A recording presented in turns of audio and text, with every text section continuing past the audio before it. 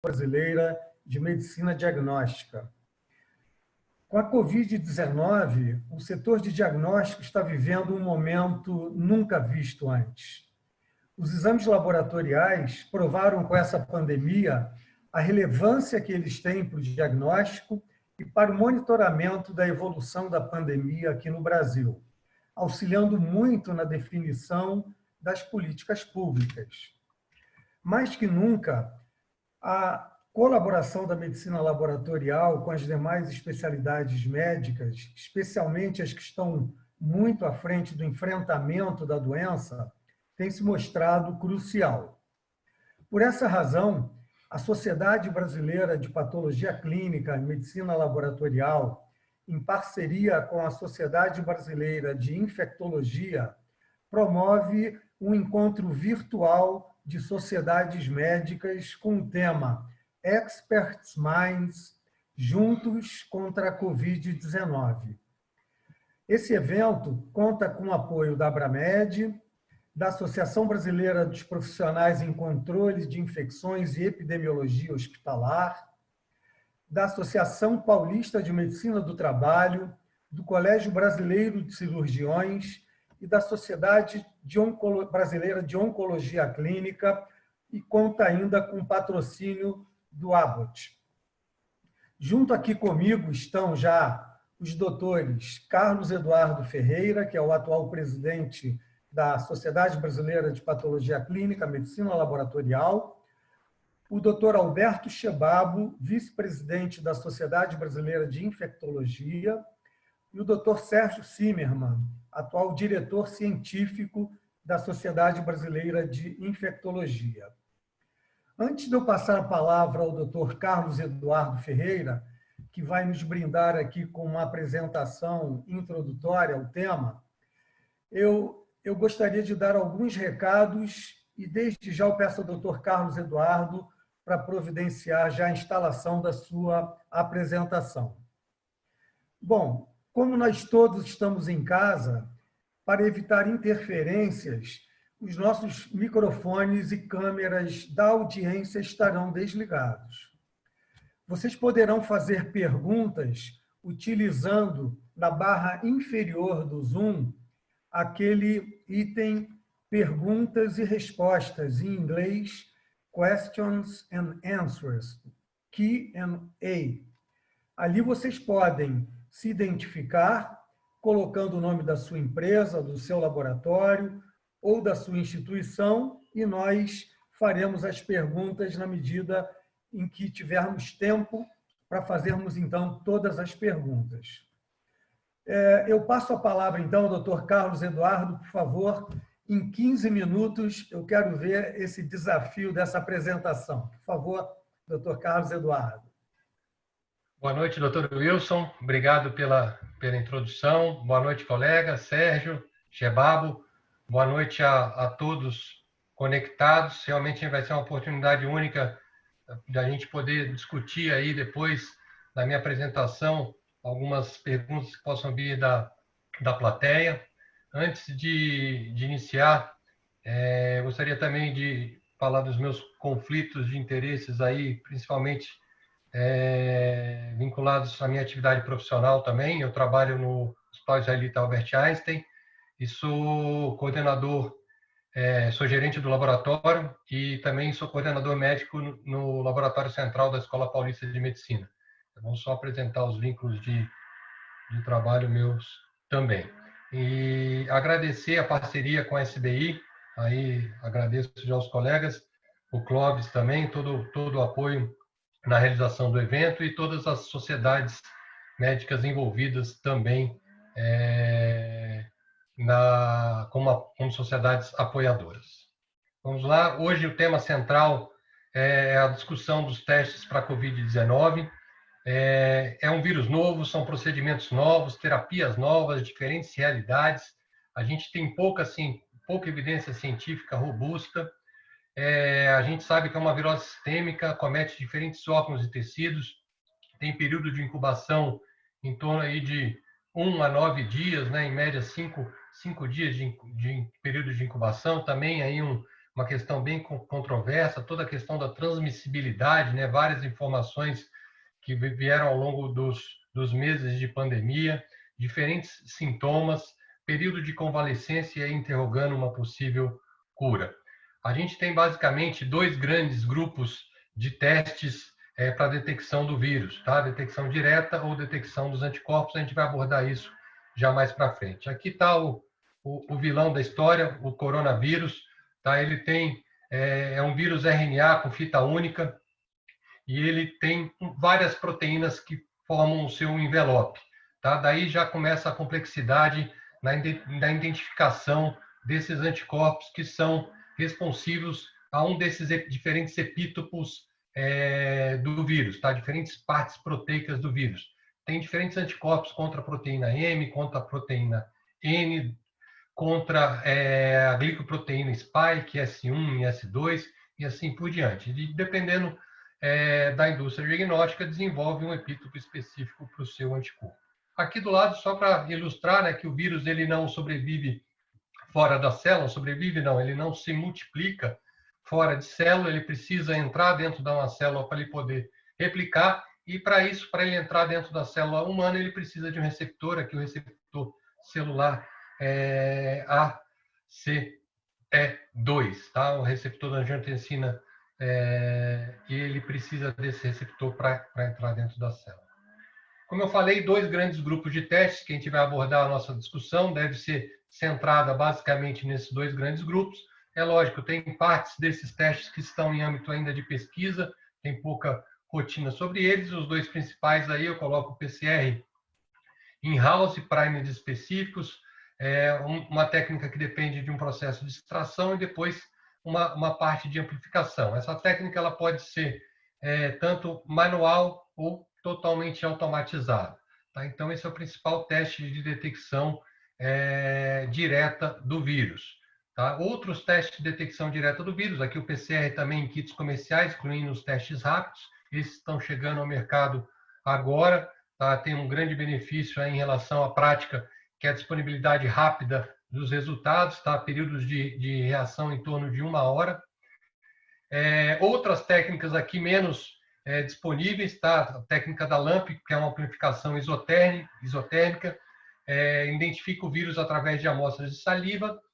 Ele tem um desempenho um pouco inferior em relação ao PCR em sensibilidade. Outras técnicas aqui, o sequenciamento de última geração e outros sequenciadores também podem identificar a sequência genética do vírus, tá? Sensibilidade e especificidade semelhante ao PCR, posso dizer que um pouquinho inferior à sensibilidade também. Técnicas de espectrometria de massas podem identificar fragmentos proteicos do vírus ou mesmo metabólitos dos vírus. Também aqui a grande dificuldade é a parte de preparo dessa amostra. Tá? Normalmente são preparos demorados de amostra, mas que também são passíveis de identificação do vírus através da proteômica ou da metabolômica do vírus. E, por fim, um teste rápido, aqui o imunocromatográfico, que também identifica o antígeno viral. Então, daqui, esses são os principais testes de detecção direta do material genético ou dos metabólitos. No outro grupo, aqui, um grupo que está chamando bastante atenção nos últimos dias, principalmente pela aprovação aí, da inclusão desses testes no rol da ANS. A medida saiu publicada na sexta-feira, e aí todos os pacientes que têm seguros de saúde podem ter acesso aí à detecção desses anticorpos. E os testes na detecção dos anticorpos, eu separo nos anticorpos das subclasses IgA, IgG, IgM ou anticorpos totais. Tá? Então, aqui a gente tem todas essas opções, dependendo do fabricante, ele pode ter desenvolvido um ou outro desses anticorpos. Tá? E aqui, por fim, anticorpos neutralizantes, aqui mais em âmbito de pesquisa também, a gente tem a possibilidade de se identificar esses anticorpos que impedem a replicação do vírus. Depois eu vou mostrar 3 tipos de anticorpos rapidamente. O principal deles, o sonho de consumo de todos, é que a gente tem anticorpo que mate o vírus assim que ele entre no nosso organismo. Dos testes que fazem a identificação desses anticorpos, aqui os imunocromatográficos, os mais conhecidos aí, os testes rápidos, esse é uma ampla variedade no nosso mercado, e a gente depois vai poder discutir um pouco das aplicações e limitações desses testes, o ELISA e os seus derivados, baseados na reação de interação de antígeno e anticorpo. Aí a gente tem a eletroquímica, a quimiluminescência, entre outras técnicas. E, por fim, a neutralização em placa e o ensaio de neutralização do pseudovírus, também aqui para a identificação dos anticorpos, os anticorpos neutralizantes. Aqui uma curva clássica de... Deixa eu só buscar para cá para poder ver. A curva clássica de replicação do vírus, identificados aí por amostras de nasofaringe e em isolamentos de trato respiratório, de lavado bronquioalveolar e de fezes. Tá? O PCR do vírus ele pode ficar positivo por um período grande de doença, ou mesmo ele pode se negativar a partir da segunda semana de doença. Tá? Então, aqui é uma dinâmica teórica do vírus, aqui só para identificar que praticamente os anticorpos das subclasses IgG e IgM crescem praticamente juntos. É lógico que podem crescer o IgG anteriormente ou posteriormente ao IgM e vice-versa. Tá? Mas é mais para ilustrar que ele não seguiu a rotina dos livros em relação às infecções virais, com uma infecção aguda da subclasse IgM aparecendo primeiro da subclasse IgG. É lógico que a gente quantificava muito pouco anticorpo em infecção de vírus respiratório. Também a gente tinha um entendimento diferente em relação a isso. E aqui a parte teórica, né? A teórica eu mostrei, aqui a parte prática, só para ilustrar o percentual de positividade em diferentes dias de doença e para cada tipo de anticorpo e a identificação do vírus. Tá? Então, é lógico que a positividade para identificação do PCR a partir do primeiro dia, em torno de 60%, e vai aumentando ao longo dos dias e depois vai caindo ao longo dos dias. Esse PCR ele praticamente pode negativar a partir do 14º. É lógico que a gente vai abrir espaço depois para discussão. Alguns casos permanecem positivos mesmo 60 dias após o início dos sintomas. Tá? Então, era isso. Agora vamos abordar diretamente o teste de PCR.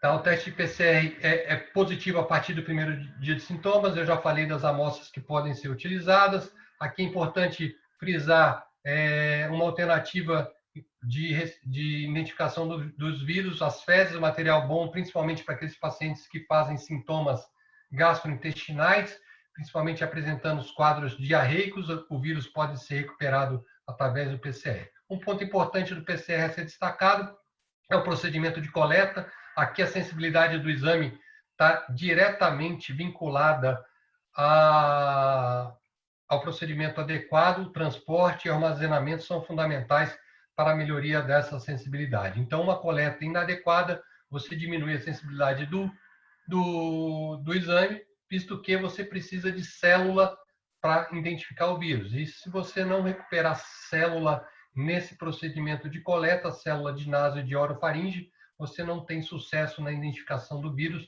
visto que ele se replica no intracelular. Tá? Aqui eu já falei, fica positivo até 14, 21 dias e pode persistir até 60 dias. Um ponto importante em relação à técnica do PCR, grande parte desses ensaios de reação em cadeia em polimerase, eles apresentam uma informação em relação ao CT. Tá? Esse CT é uma avaliação indireta da carga viral. Normalmente, dependendo do método, o CT é uma amostra negativa com CTs próximos a 40, 45. Quanto mais baixo o CT, maior a carga viral. Dá para a gente extrapolar um pouco essa informação em relação à quantificação dessa carga viral. Aqueles pacientes que permanecem por um período mais longo, ao longo do início dos sintomas, esses CTs são realmente muito próximos a esse limiar de 40, 45. Detecção de anticorpos, aqui eu falei do PCR, agora eu vou falar dos anticorpos. As principais indicações para a utilização dos anticorpos no diagnóstico da COVID-19. No diagnóstico, quando você não tem o PCR disponível, é lógico que você pode se valer de outros recursos do diagnóstico, mas é importante frisar que o PCR é o padrão ouro para o diagnóstico da COVID e deve ser solicitado a partir do primeiro dia do início dos sintomas. Tá? Então, na indisponibilidade do PCR, e a partir do 7º dia, melhor, após o 10º dia do início dos sintomas, a gente pode utilizar aí os anticorpos no auxílio ao diagnóstico da COVID-19. Tá? Em pacientes tardiamente, com doença apresentada tardiamente, após as 2 primeiras semanas do início de sintoma, eu coloco já a partir do 10º dia, já uma ferramenta importante para a avaliação dessa doença. E outra abordagem, é lógico, aí uma ferramenta importante para entender a dimensão da circulação do vírus na COVID-19, que pode ser avaliado em empresa, em bairro, em cidade. A gente teve um estudo agora nessa última semana, mostrando a circulação do vírus na cidade de São Paulo. Dependendo dessa circulação, em determinados bairros, a circulação varia de 5% a 15% na cidade de São Paulo. Tá? Outra aplicação da dosagem dos anticorpos é a identificação de indivíduos imunes, avaliar a cicatriz sorológica. Aqui, o passaporte de imunidade a gente vai poder discutir, eu acho que deixar para o debate.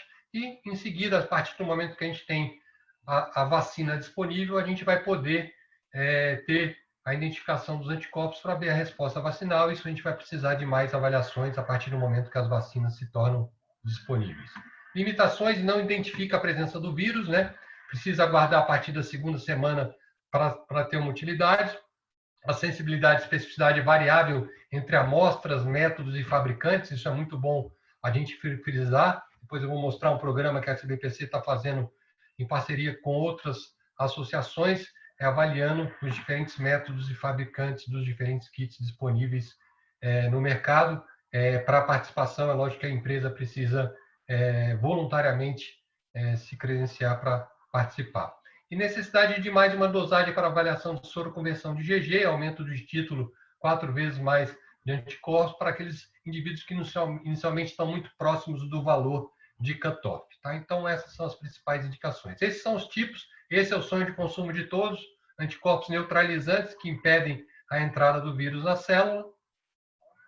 E esses dois estão vinculados diretamente ao processo fisiopatológico da doença. Eles são produzidos, mas eles não impedem que o vírus entre na célula. E, por fim, esse aqui, já quando o processo inflamatório está mais ativo, liberação de citoquinas e todo o processo inflamatório da doença mais grave aí que todos acompanham no dia a dia.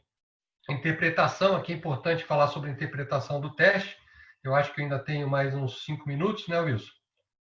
Isso, mais 5 minutos.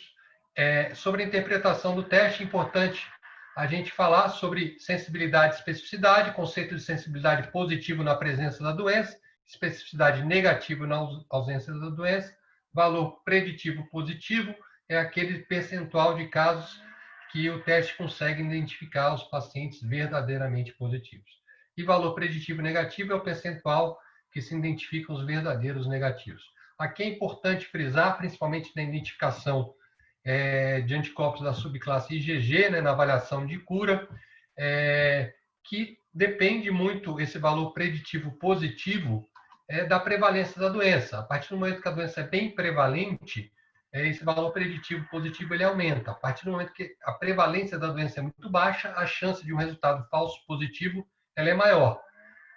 Só para ilustrar, aquele paciente que é falso positivo numa amostragem inicial, a partir do momento que a incidência da doença aumenta na população, ele vai deixar de ser um falso positivo para um verdadeiro positivo a partir do momento que ele entra em contato com a doença.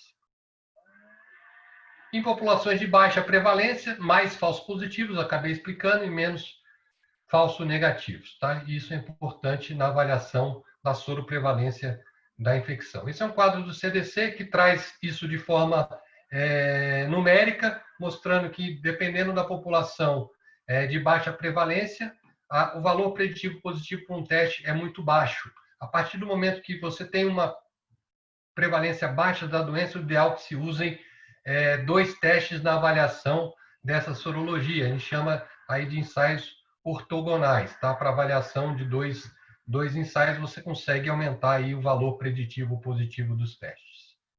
Aqui, para ilustrar um pouquinho do enrosco que a gente pega no dia a dia dentro do laboratório, Esses são dados de parceria do Einstein com a Universidade de São Paulo, gentilmente cedido pelos doutores João Renato e doutora Eliane Rosseto. Aqui a gente tem vários pacientes com diferentes fabricantes, trazendo que pacientes que documentaram a infecção com PCR, tá? Então, pacientes que tiveram Covid documentado por PCR, 30 a 40 dias após o início dos sintomas. Muitos não soroconvertem, tá? Em diferentes métodos. Tá? Aqui eu tenho 3 casos de pacientes que não soroconverteram nos 3 métodos e tenho situações que um paciente não soroconverteu em nenhum método e não virou também anticorpo neutralizante. Tá? Então, a gente tem casos que os pacientes não viram em nenhum dos métodos, mas tem anticorpo neutralizante, então, provavelmente, ele está com uma imunidade preservada aí, até que esses anticorpos permaneçam positivos na corrente sanguínea. Tá? Então, é importante essa ilustração para mostrar o dia a dia dos laboratórios, a dificuldade com diferentes epítopos. A gente pode ter diferença na avaliação dessa soroconversão em diferentes fabricantes. Aqui eu vou trazendo alguns casos. Eu acho que mais 1 minuto eu passo para o nosso debate. Depois, se eu precisar, eu trago outros casos para a gente ilustrar. Aqui, no caso, eu posso até falar que sou eu mesmo o paciente. Eu tive meu PCR detectado com CT de 25. Tive um PCR não reagente em 4 horas do início dos sintomas. Tá? Eu fiz o meu PCR logo com 4 horas. O PCR foi negativo, eu repeti 24 horas depois, o PCR já positivou com CT de próximo a 25, tá? Que o CT está alto, não está não reagente. Eu negativei com o 14º dia e fiz a viragem sorológica clássica e eu permaneço com anticorpos das subclasses IgG e IgM positivos na corrente sanguínea. Mas os casos são variados, tá? Casos de pacientes que permanecem com o PCR positivo por um longo período de doença, tá? Por mais de 30 dias, vão negativar só depois de praticamente 30 dias de doença, e soroconvertem tardiamente também. Aqui no caso, o paciente já está com quase 30 dias de doença e não tinha um soroconvertido, ele soroconverteu aqui praticamente com 30 dias após o início da doença. Outro caso, PCR também persistentemente positivo por um período longo, foi negativar depois. Acho que é o mesmo, não passou. Caso de pacientes que fazem PCR, negativo o PCR e volta a positivar o PCR também, isso também a gente acaba pegando. Eu vou passar rápido para o final. Aqui, o programa de avaliação de testes que eu comentei com vocês, da parceria da Sociedade Brasileira de Patologia Clínica com todas essas outras associações e a parceria de diferentes laboratórios públicos e privados do país que avaliam esses kits com a participação voluntária dessas empresas. Para quem quiser acessar o site está aqui, e o site é atualizado praticamente diariamente com a inclusão de novos testes que estão sendo avaliados no dia a dia.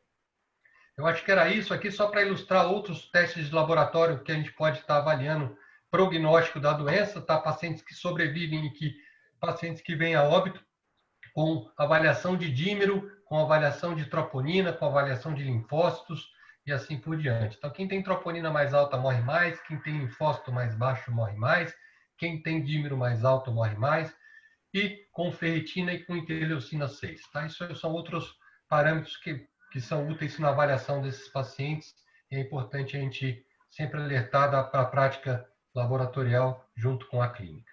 Era isso, eu abro, Wilson, eu acho que eu cumpri aí, acho que se passei em 1, 2 minutos, eu abro para a nossa discussão, estou aberto para perguntas.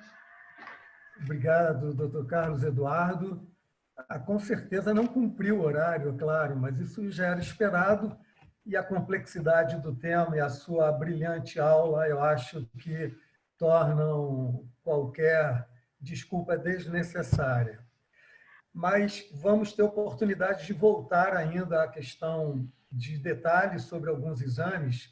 E eu queria agora explorar a presença dos nossos 2 especialistas infectologistas que nos honram aqui com a presença nesse webinar, que está apoiado pelo Abbott. Percebi que na barra do Zoom a gente não consegue visualizar todas as sociedades e entidades apoiadoras e também o nosso patrocinador, a quem mais uma vez eu agradeço aqui em nome dos organizadores. mas eu vou me dirigir agora ao Dr. Chebabo para que ele comente um pequeno caso clínico e possa nos esclarecer.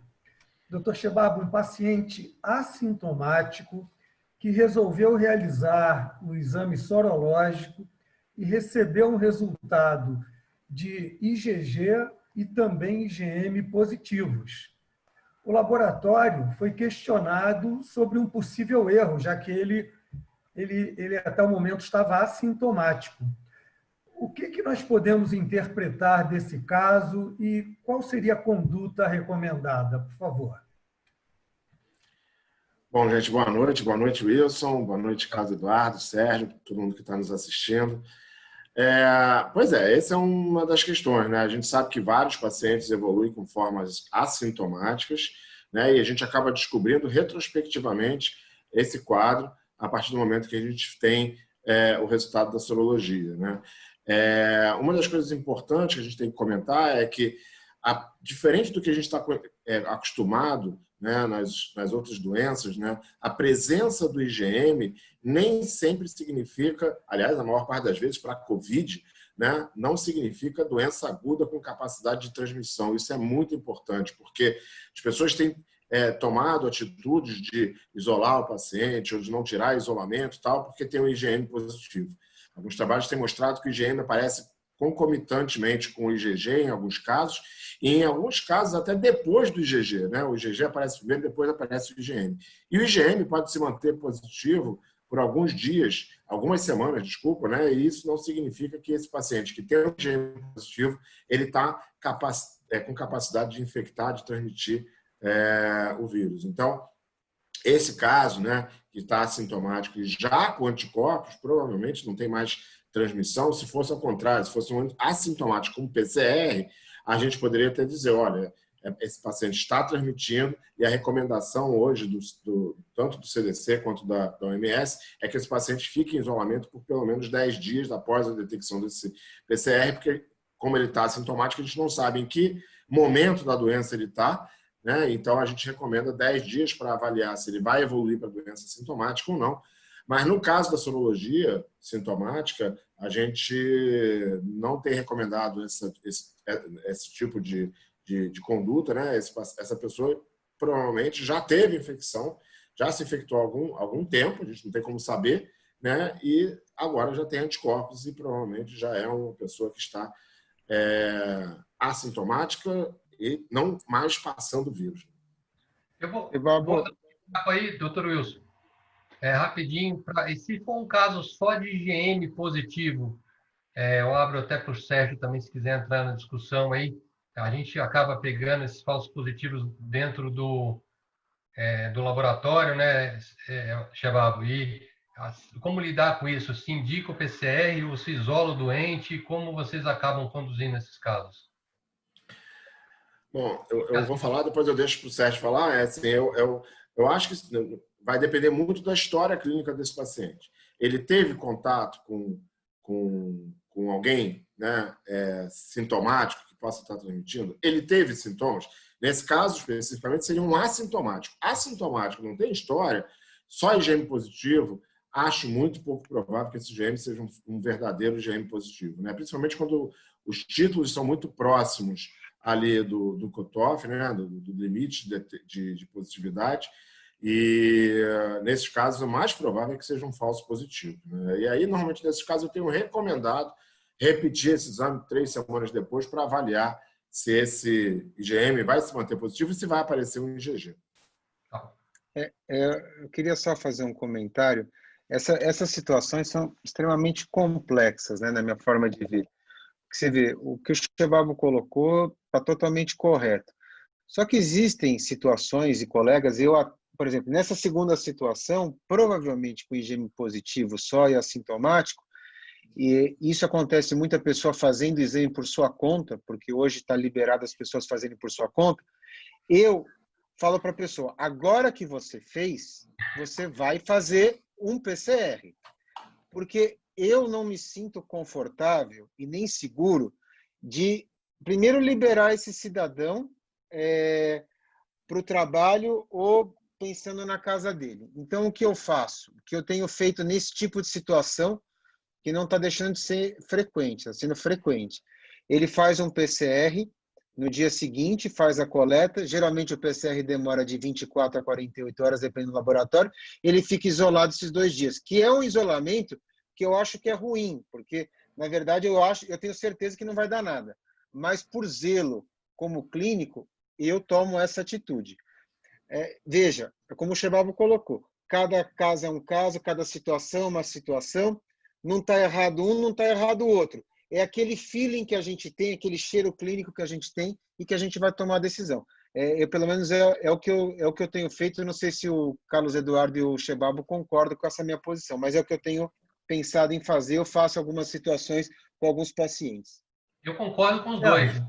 Tem o contexto clínico que o Chebabo trouxe, mas eu também me ficaria tranquilo se fosse próximo aí fazer o PCR também. É importante, Sérgio, a gente alertar que assim, os pacientes têm a demanda do exame, mas o exame deve ser sempre feito com um pedido médico, né? Para a gente não ter problema no laboratório, depois de não ter com quem compartilhar essas dúvidas, conversando com os colegas. Eu acho que isso é importante deixar frisado. Eu sei que a demanda da população é muito grande, mas sempre é importante lembrar que esses testes precisam sempre do compartilhamento de um CRM junto com o agente do laboratório também.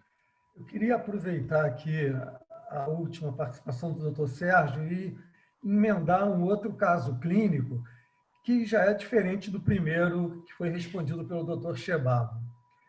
Dr. Sérgio, vamos falar agora de um paciente jovem que apresentou sintomas gripais leves, semelhantes aos que podem ser encontrados na Covid-19. Ele não conseguiu realizar o RT-PCR, mas 20 dias depois do início dos sintomas, ele fez uma sorologia que apresentou resultado tanto de IgM como de IgG negativos. Ele teve sintomas gripais, não fez o RT-PCR, 20 dias depois fez a sorologia com resultados negativos. É possível que alguns pacientes com Covid-19 não desenvolvam anticorpos? Será que a gente pode pensar em outras viroses? Como é que a imunidade celular também se apresenta em alguns casos? Poderia comentar, por favor? É outra situação que é extremamente complexa, né? O paciente teve sintoma leve, a gente vive um momento epidemiológico para pensar 200% em Covid, está tudo negativo, 20 dias depois, eu ia falar, olha, por que não ter, primeiro, você foi vacinado para influenza? Esse é o primeiro ponto que eu ia fazer no meu questionamento. Tomou a vacina esse ano? Não quer dizer que a vacina também é 100% eficaz, é de 80% a 85%. Então, esse é um ponto.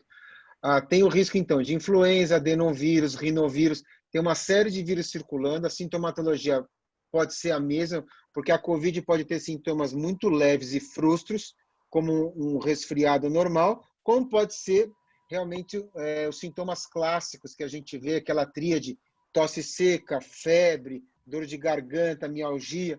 Então, esse é um outro grande problema.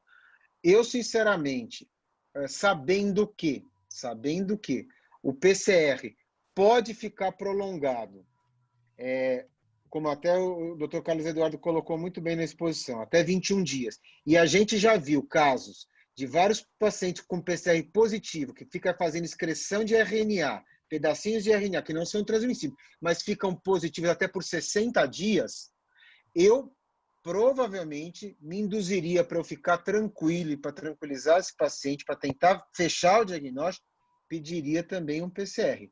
Mas é extremamente discutível também essa minha conduta. Existem uma série de correntes que vão dizer não, essa conduta não está adequada, como outras 50% vão jogar do meu lado. Então, essa é uma posição difícil. Gostaria até de ouvir a opinião do Carlos Eduardo e do Chebabo, se vão junto comigo ou não. É até interessante também saber isso. Eu também estou assim, eu ficaria mais tranquilo fazer PCR, né? Eu sempre acho que o primeiro teste a ser avaliado com critério diagnóstico aí, o PCR, pode ser que você tenha uma surpresa, possa vir positivo, mesmo o paciente já ter tendo passado por sintomas. Eu peguei casos de pacientes assintomáticos, mesmo 60 dias PCR positivo, ele é assintomático, doido para retornar ao trabalho e não podendo. E, por fim, se não documentar a infecção em 30 dias, aí, eu trabalharia a repetição numa sorologia com tempo maior, visto que alguns pacientes podem soroconverter mais tardiamente, né? Ou esses pacientes podem fazer títulos muito baixos ou mesmo não soroconverterem, e aí vai ficar na discussão da imunidade celular que o Wilson trouxe aí, que a gente pode ter isso também. Shebab, não sei se você vai com a gente ou tem alguma outra visão aí. Eu acho que é isso também. Uma das coisas que eu também queria complementar é a sensibilidade dos exames, né? Então, você tem exames que têm uma sensibilidade pior e exames com sensibilidades maiores, né? Então, esses exames mais que chegaram agora, o ECLIA, né? Que a gente consegue dosar ou anticorpos totais ou só IgG, mas com uma metodologia com melhor sensibilidade, eventualmente você pode ter um exame que a gente, sei lá, não sei se dá para chamar de primeira geração e esse de segunda geração, mas um exame com uma sensibilidade maior que vai detectar o que um exame com uma sensibilidade menor não conseguiu detectar. Então, talvez avaliar a metodologia que foi feita, né, e repetir uma metodologia um pouco mais sensível, é possível que a gente consiga uma positividade. E a outra questão é essa mesmo, que o Wilson e o Cadu também comentaram, de ter essa questão da imunidade celular. A gente começou a ver agora algumas publicações mostrando que algumas pessoas não desenvolveram anticorpos e tinham, né, imunidade celular detectada através de testes lá, com presença de interferon, gama e tal, para o SARS-CoV-2. Então, aparentemente, foram carimbadas, né, imunizadas pelo SARS-CoV-2, mas sem o desenvolvimento de anticorpos IgG, IgM. Ou foi uma reação cruzada, né, Shebab e Carlos Eduardo? Pode ter sido uma reação cruzada a um outro coronavírus também, e aí poderia acontecer. Agora, só complementando, perdão, Carlos, o que você falou do ECLIA, esse paciente vai poder, se ele fizesse o ECLIA, a sensibilidade vai aumentar muito. E como isso aí foi há 20 dias, provavelmente, como é o pico lá dessa metodologia, dessa teoricamente segunda geração, ele poderia já dar um positivo. Então, na ideia, a gente poderia, caso o doente pudesse, para não ficar fazendo PCR toda hora, porque é inconveniente, inclusive, fazer o swab, fazer primeiro o CLIA e depois fazer o PCR. Poderia ser também uma possibilidade, mas eu ainda fico muito receoso dessa metodologia, mesmo entrando já nessa segunda geração, né? Eu acho que a gente já pode até chamar de segunda geração, né? Em relação a essas técnicas mais recentes, né, são mais sensíveis, né? Colocou a ECLIA, em outras CLIAs também, né, todos os derivados da quimiluminescência, né, a gente está falando de eletroquímio, outras derivadas de quimiluminescência são sensíveis para a identificação tanto de anticorpos da subclasse IgG ou como dos anticorpos totais também. Então, mas o desempenho, realmente, a sensibilidade desses ensaios são superiores, mas também já vi o inverso. Também eu já vi esses ensaios sendo negativos com metodologias de gerações anteriores positivo. Tá? Então, a gente pode ter surpresa também em diferentes casos. É lógico que a gente faz uma quantidade grande, né? Em diferentes laboratórios, a gente acaba pegando mesmo essas raridades, que assim a gente possa dizer. E é melhor plasma ou sangue total? Não, é soro, sempre soro. Soro. Aqui é importante falar na identificação dos anticorpos também, uma pergunta que todos acabam fazendo, né? O desempenho aí dos testes rápidos, dos imunocromatográficos, né? Esse desempenho desses testes é bem controverso, principalmente o desempenho deles, ele cai bastante quando se usa o sangue total, né? Quando você tem um teste rápido processado direto com a ponta do dedo, o desempenho é inferior quando você usa amostras de soro, que aí você separa o sangue no laboratório, numa centrífuga, pinga o soro, você melhora bastante o desempenho desses testes rápidos. E mesmo assim, o desempenho dos testes rápidos é um pouco inferior em relação à automação.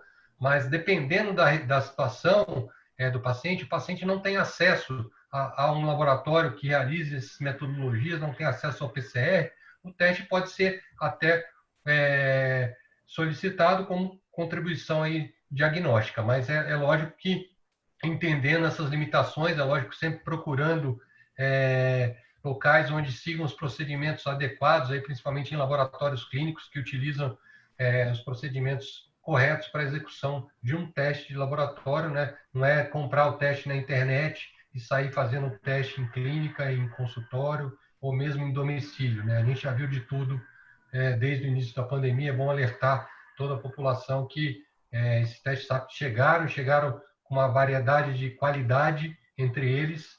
O desempenho, o Shebabo lembrou bem, o desempenho desses testes é muito variado e a gente precisa estar atento a isso.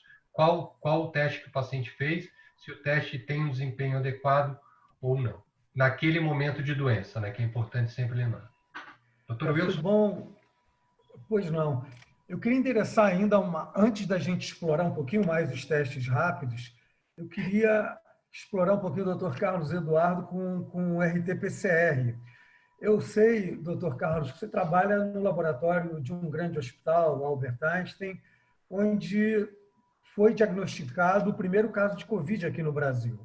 E eu sei que lá, como em outros hospitais, existe uma grande preocupação com o retorno dos profissionais de saúde que já foram infectados ao seu trabalho habitual.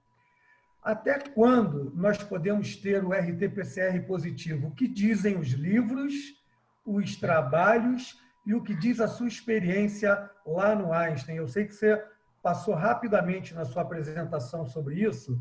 E um outro ponto, e aí eu vou querer o comentário dos nossos infectologistas, o Dr. Shebabo, que é o vice-presidente da SBI, e do Dr. Sérgio Zimmermann, que é o diretor científico da SBI, sobre a transmissibilidade.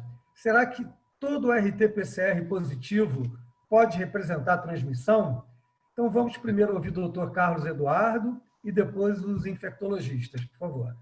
Essa questão é bastante colocada, né? Uma dúvida que é gerada bastante aí por todos. É importante frisar que a concentração viral ela cai bastante depois do 14º dia, quase praticamente negativando.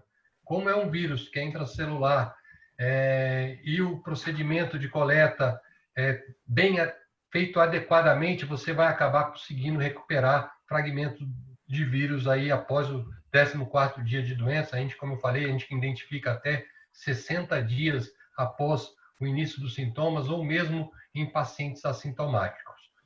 A grande parte dos trabalhos mostram que esses CTs, né, essa variação indireta da carga viral a partir do 14º dia é muito baixa, praticamente é uma reação que negativa e positiva muito no limiar.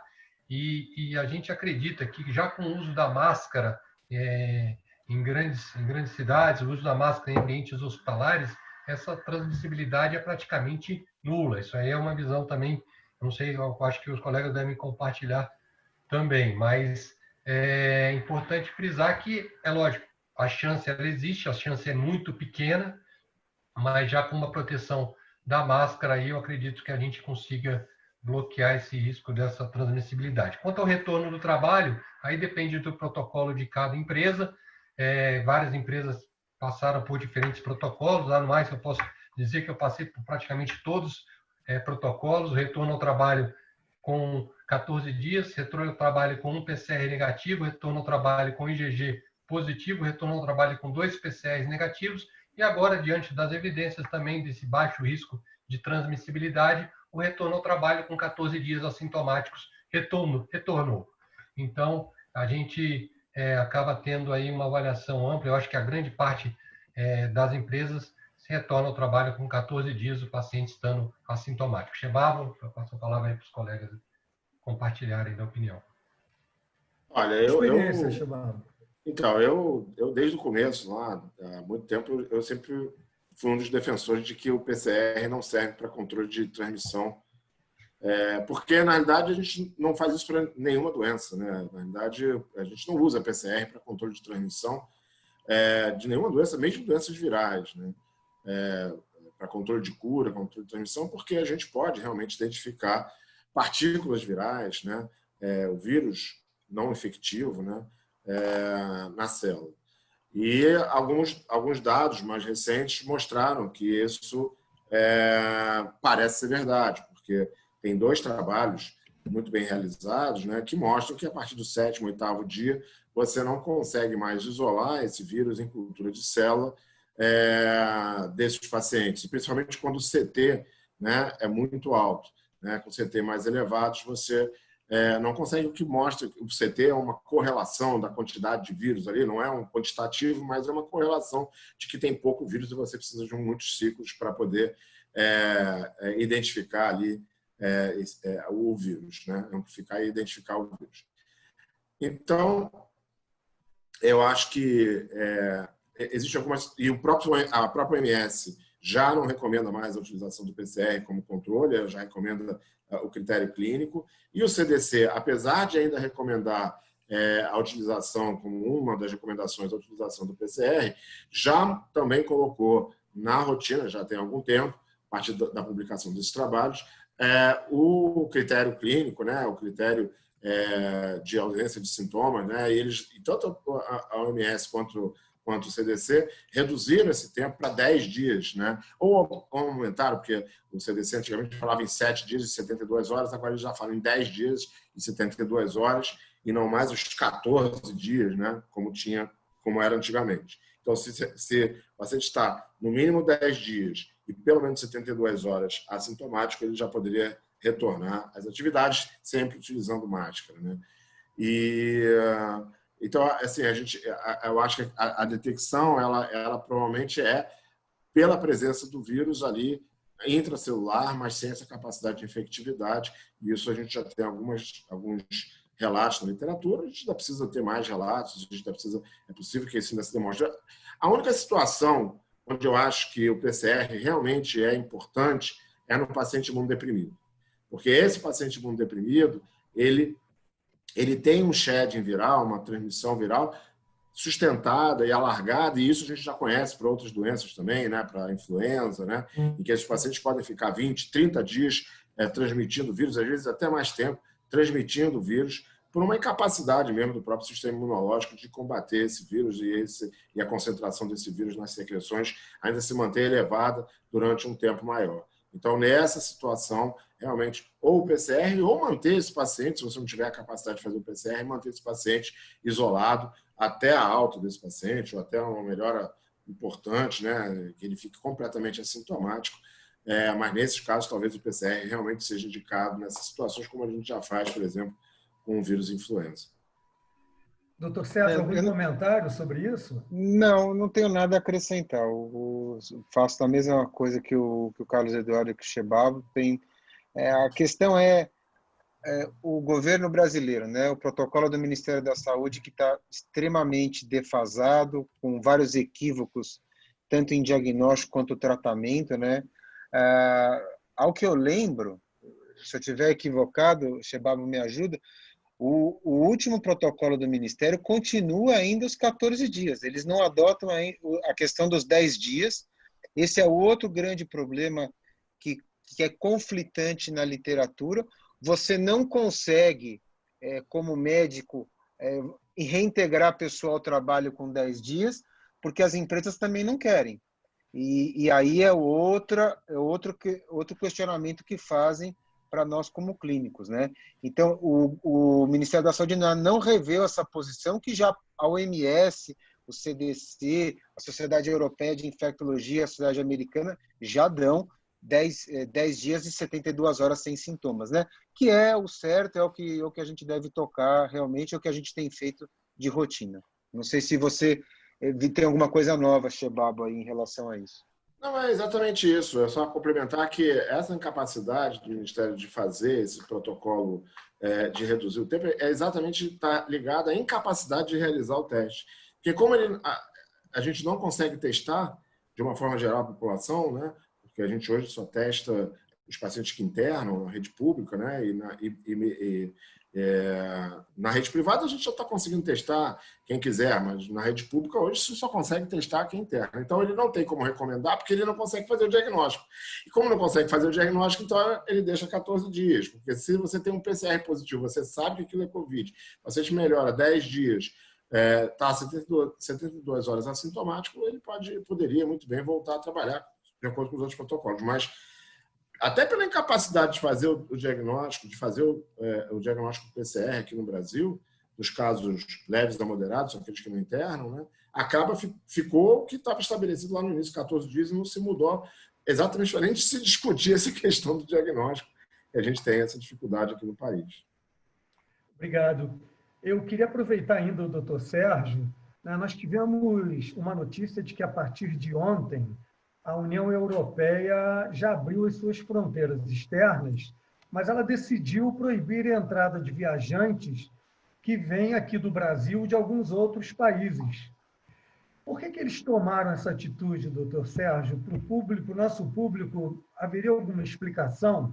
E quando é que você considera que os brasileiros poderão viajar? Tem muita gente já juntando dinheiro aí, querendo viajar. Doutor Sérgio, por favor. Essa é a resposta que vale $1 milhão, né? Todo mundo querendo viajar.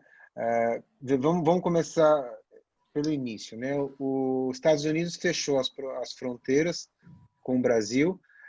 Tinha dito agora que na segunda-feira ia ter a possibilidade de reabrir. Não tomou essa decisão. A decisão continua fechado. Só entra nos Estados Unidos pessoas portadoras de green card, pessoas americanas, né? Ou com filhos americanos, senão você não tem como... Ou diplomatas. Ou situação de médicos profissionais da área da saúde convocados pelo governo americano autorizados, senão você não consegue entrar. Do mesmo jeito, a Europa está fazendo isso, por quê? Porque o Brasil virou o epicentro mundial do número de casos confirmados. Nós temos hoje 1,5 milhão quase de casos, 60 mil óbitos, uma dificuldade de fazer teste diagnóstico, então a comunidade europeia fica extremamente preocupada, sabe que as pessoas do Brasil não vão fazer o procedimento que eles querem que faça, que é uma quarentena. É impossível alguém sair para viajar 15 dias de férias e ficar 14 dias dentro de um quarto de hotel. Então, não tem por que a pessoa sair. Então, essa é uma situação que nós vamos ver crítica nos próximos dias. As pessoas podem entrar no site da IATA, que ela costuma dar alguma atualização a cada 3 a 4 dias ou semanalmente em relação aos países que estão podendo entrar. São raríssimos os países hoje no mundo que estão aceitando brasileiros. Muito raros os países. Tá? O que a gente sabe é que, por exemplo, a Etiópia estaria aceitando brasileiros e são raríssimos os países. Os países da Europa, eu não creio. Portugal acabou de fechar recentemente, a França fechou, a Itália fechou, a Espanha fechou, e realmente a gente vai viver aí um período crítico. Eu acredito que, como agora a gente entra num platô em grande parte do Brasil, com exceção de algumas localidades como a região sul do país, que está numa fase de pico ascendente, a gente pode ser que daqui a 15 a 30 dias se reveja esse posicionamento e se tem uma abertura. Mas não com aquela aberração que se queria ter, né? Com o passaporte da imunidade, o paciente tendo que viajar com o famoso passaporte da imunidade, o teste da IgG positivo, que também isso não tem nenhuma condição clínica favorável para entrar num país, na minha forma de ver. Deixa eu só complementar, Sérgio. A gente está recebendo algumas solicitações no laboratório, tem alguns países que estão exigindo PCR para a entrada no país, até com certificações de qualidade dos laboratórios, cartas de certificações, isso está sendo frequente, com intervalo inferior a 72 horas de execução desse PCR. Então, um laudo de PCR junto com a certificação de qualidade, não sei se o Shebabo também no laboratório lá na DASA está tendo esse tipo de demanda. Mas que também não tem muito sentido, né? Porque a pessoa pode ter um PCR positivo nesse momento, daqui a 2, 3 dias tem um PCR positivo, né? Então, na realidade, o que eu acho é que a União Europeia fechou tanto para o Brasil quanto para os Estados Unidos. E para os Estados Unidos, né? Então, nem os americanos conseguem entrar lá, porque são os locais onde está tendo transmissão, né? A gente, como o Sérgio falou, a gente está tendo um aumento do número de casos centro-oeste e sul do Brasil, né? Estão em plena fase ascendente, não chegaram no pico. E eu sinceramente não acredito que haja uma liberação de viagem para brasileiros antes de final de agosto, setembro, que é quando a gente acredita que esses outros estados, todas as regiões do país já vão entrar numa fase descendente de número de casos. Então, eu acho que vai ser bastante complicado viajar. E, como o Sérgio falou também, né, a maior parte dos países aqui nossos, vizinhos, também não permite a entrada do brasileiro. Nem o Paraguai ali, com fronteira terrestre, nem a Argentina, né, Colômbia, tal, nenhum dos países da América do Sul estão permitindo a entrada de brasileiros. As fronteiras estão fechadas. Eu queria lembrar que esse evento conta com o apoio de várias entidades, entre elas a Abramed, Associação Brasileira de Profissionais em Controle de Infecções e Epidemiologia Hospitalar, a Associação Paulista de Medicina do Trabalho, o Colégio Brasileiro de Cirurgiões e a Sociedade Brasileira de Oncologia Clínica, contando com o patrocínio do Abbott. Esse evento está sendo gravado e ficará disponibilizado para quem não pôde estar conosco aqui hoje. Eu queria encaminhar aqui uma outra pergunta que eu julgo de interesse de todos. Nós já ouvimos falar que há circulação aqui no Brasil de algumas mutações do vírus, do novo coronavírus. Eu queria ouvir do Dr. Carlos Eduardo se essas mutações vão interferir nos exames, e eu queria também ouvir depois dos nossos infectologistas, Dr. Alberto Chebabo e Dr. Sérgio Zimmermann, o que isso pode repercutir em termos epidemiológicos e mesmo em outras repercussões clínicas ou de prognóstico. O que essas mutações trazem na prática, na verdade, para os exames, começando pelo Dr. Carlos Eduardo? Pergunta muito boa, Wilson. É bem difícil para ter uma resposta mais assertiva em relação a ela. Tá? Praticamente aí são 3 tipos diferentes de vírus que circularam aí no Brasil. Quanto à identificação do vírus por PCR, dificuldade alguma para a identificação. Essas mutações não colocam em risco a identificação pelo PCR. Indo para a sorologia, aí a gente já tem com o mesmo vírus as variações entre os diferentes fabricantes. A gente pode ter variações também em relação aos vírus mutantes, ainda a identificação desses anticorpos. Então, é bem complexo, a gente não tem muita assertividade, principalmente quando a gente fala da identificação pelos anticorpos, mas os primers específicos para as reações de cadeia polimerase, elas são bem focadas em regiões principais do vírus, que a gente não tem problema de não conseguir identificar o SARS-CoV-2. E puxando o gancho aí só na questão dos anticorpos, é bom a gente alertar também que quanto mais sintomas os pacientes fazem, uma pergunta que é sempre bem frequente, mais anticorpos esses pacientes produzem. E o assintomático acaba produzindo uma quantidade menor. Passo a palavra aí, Chebabo, quer comentar a questão dos mutantes aí no segmento da doença? Então, eu acho que assim, a gente tem uma... Em relação aos exames, eu concordo plenamente com o Carlos Eduardo. Acho que não tem nenhuma, principalmente em relação ao PCR, não tem nenhuma dificuldade de detecção, né? Essas regiões que a gente detecta, esses genes que a gente detecta, são bastante conservados e a gente não tem dificuldade, não se mostrou nenhuma mutação, se mostrou difícil de ser detectada através desses exames. A questão maior é essa mutação, dessas mutações, são as respostas vacinais, né? Se a gente vai ter alguma diferença de vírus em termos de resposta aos vírus que a gente vai utilizar para produção de vacina, né? E a questão de se alguma dessas mutações vai transformar esse vírus num vírus com uma maior capacidade de transmissão ou com uma maior capacidade de virulência, né? De causar doença grave.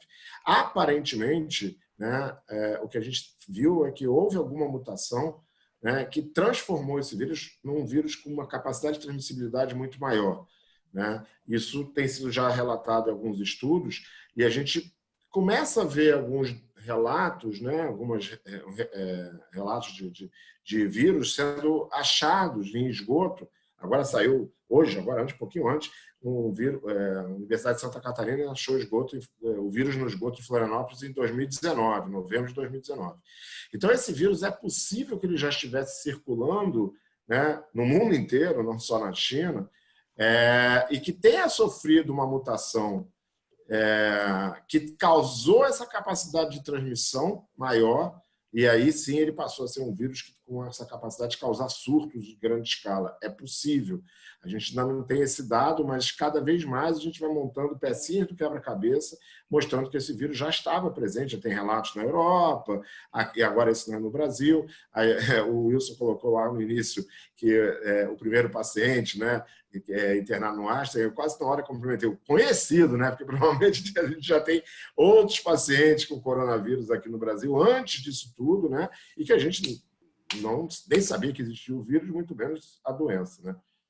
Então, essas mutações, elas são preocupantes para o futuro, né? O que significa em relação à resposta vacinal e a evolução da própria doença, né, em termos de virulência e transmissibilidade dessas mutações.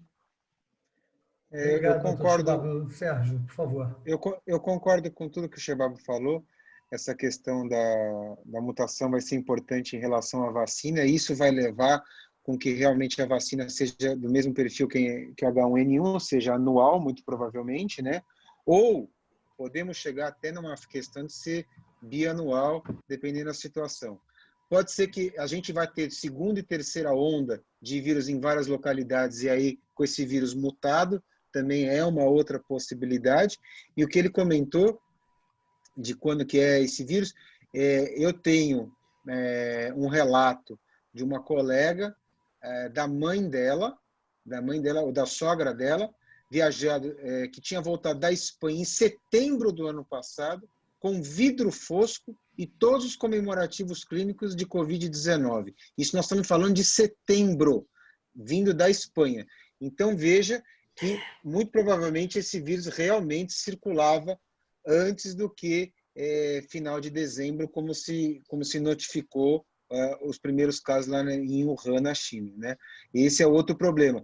Será que a China, mais uma vez, não fez a questão transparente, como a gente não tem a transparência da China até hoje, do número de casos verdadeiro, como é que foi feito esses diagnósticos? Então, isso é uma interrogação que o mundo científico não vai ter como responder em curto tempo de espaço de tempo. Bom, pessoal, eu quero lembrar que esse é o primeiro de 3 eventos apoiados pelo Abbott. O próximo evento será no dia 10 de julho e vai falar sobre a clínica e o laboratório na Covid-19, cirurgias seguras e pacientes oncológicos.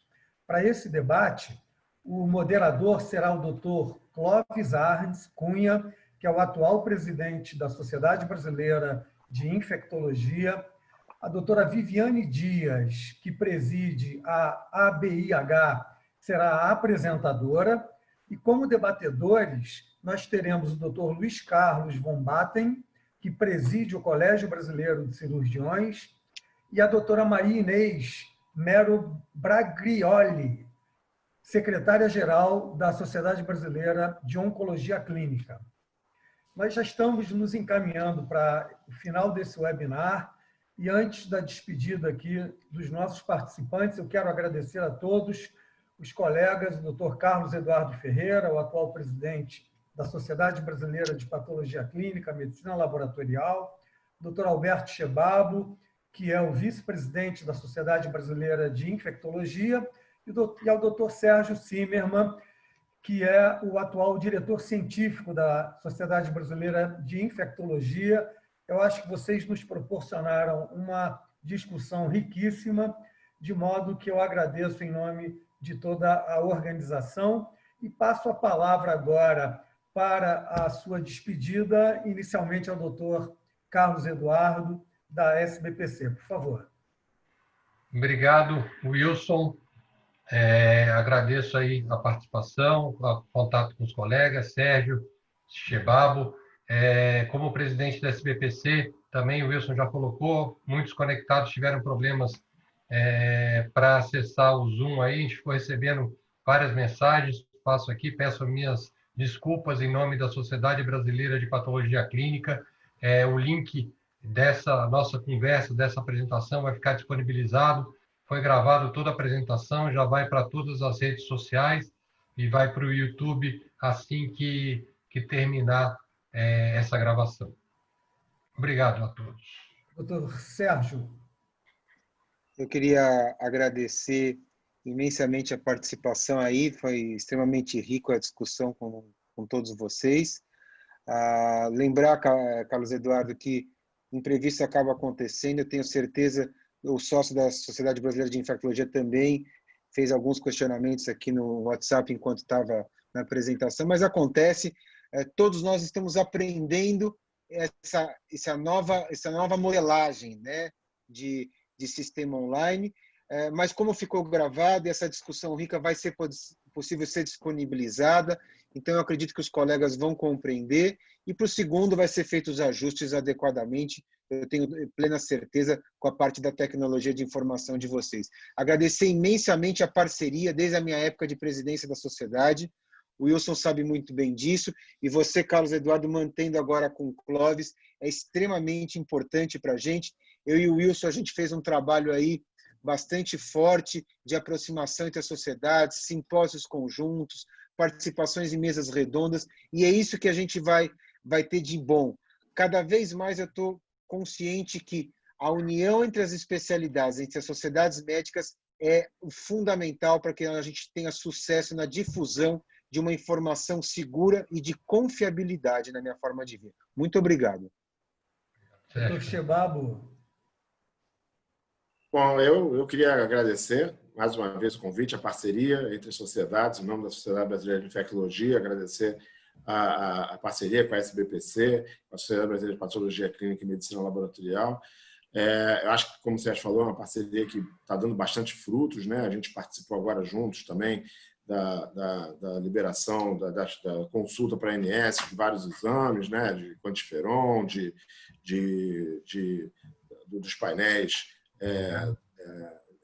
respiratórios, né? Então, acho que são colaborações que vão trazer para a classe médica como um todo vantagens, né? Esse evento também. Eu tendo a dizer, apesar de eu estar participando quase todos os dias, sei lá, 3, 4 vezes por semana de eventos online, que eu gostava mais do modelo onde a gente no final se apertava as mãos e dava um abraço, depois ia sair para jantar e tomar um vinho, mas a gente tem que se adaptar a esse novo momento. Eu tenho certeza que a gente vai voltar a ter esses eventos presenciais, né? Todos nós. Eu acho que essa é a mensagem, né?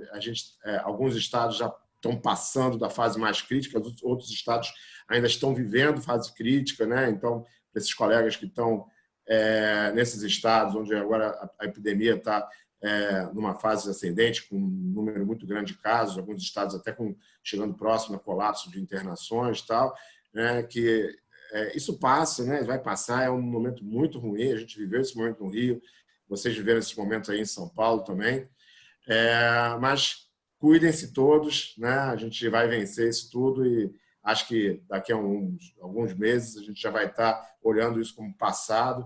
A doença vai continuar existindo, mas a gente vai estar num outro nível de discussão, com mais conhecimento, e a gente vai estar num momento certamente muito melhor do que a gente está vivendo agora, esse momento aqui no nosso país. Tá? Um abraço a todos. Bom, muito obrigado.